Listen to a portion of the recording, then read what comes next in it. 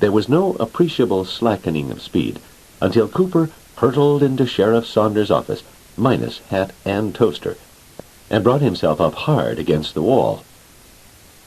Kindly hands lifted him, and for half a minute he tried speaking, before he had actually calmed down to the point of breathing, with, of course, no result.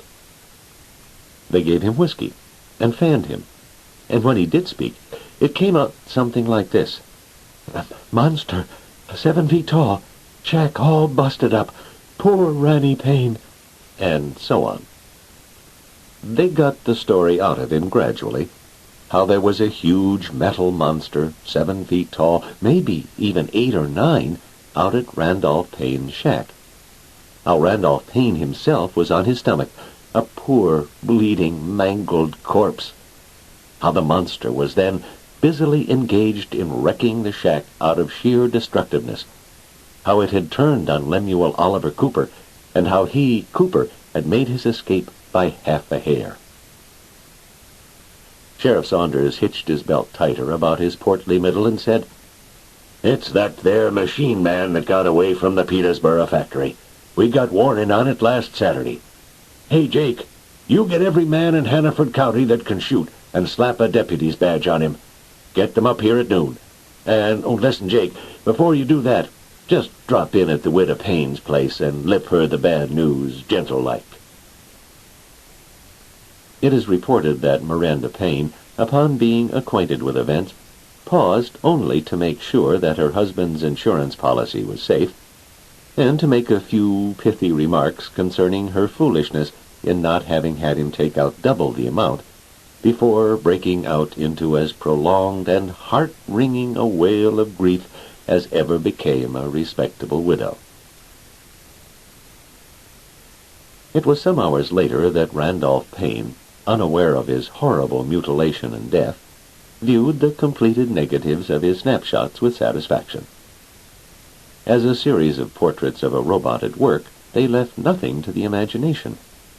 They might have been labeled "Robot gazing thoughtfully at vacuum tube," "Robot splicing 2 wires," "Robot wielding screwdriver," "Robot taking refrigerator apart with great violence," and so on. As there now remained only the routine of making the prints themselves, he stepped out from beyond the curtain of the improvised darkroom for a bit of a smoke and a chat with AL-76. In doing so, he was blissfully unaware that the neighboring woods were verminous, with nervous farmers armed with anything from an old colonial relic of a blunderbuss to the portable machine gun carried by the sheriff himself.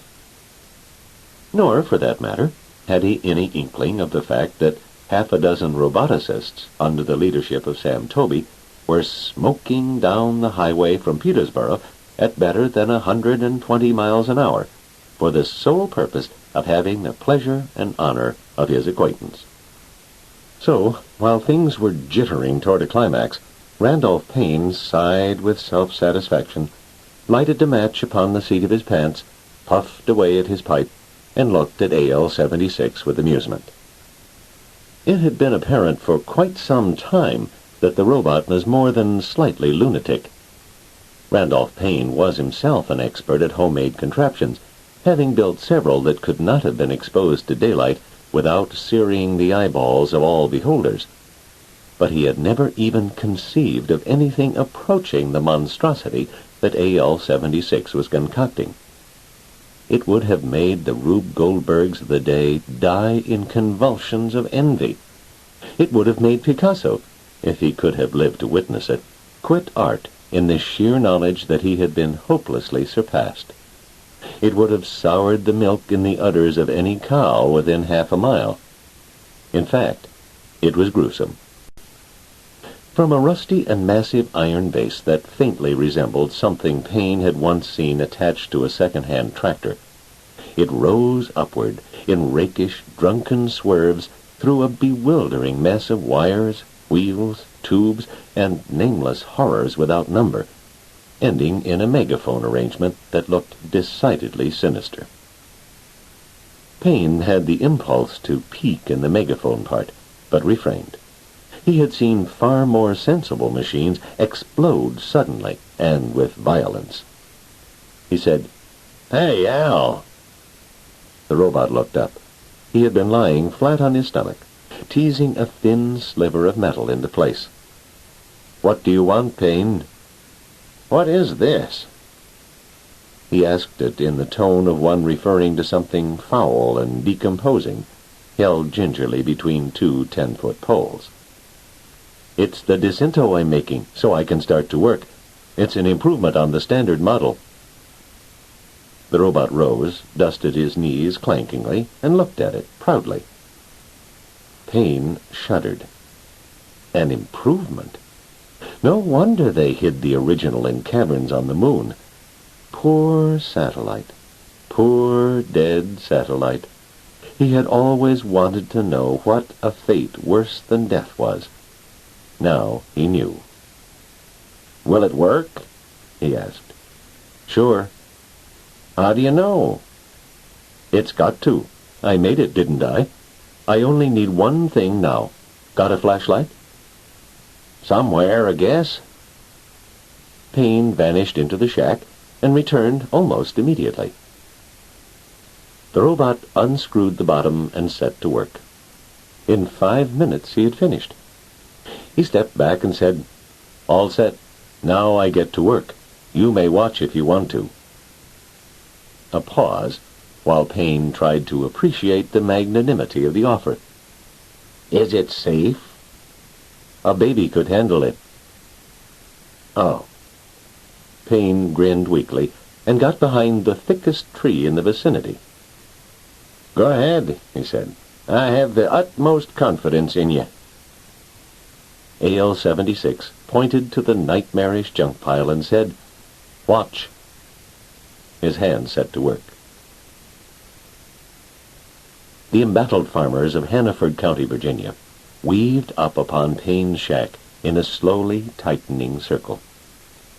With the blood of their heroic colonial forebears pounding in their veins, and goose flesh trickling up and down their spines, they crept from tree to tree.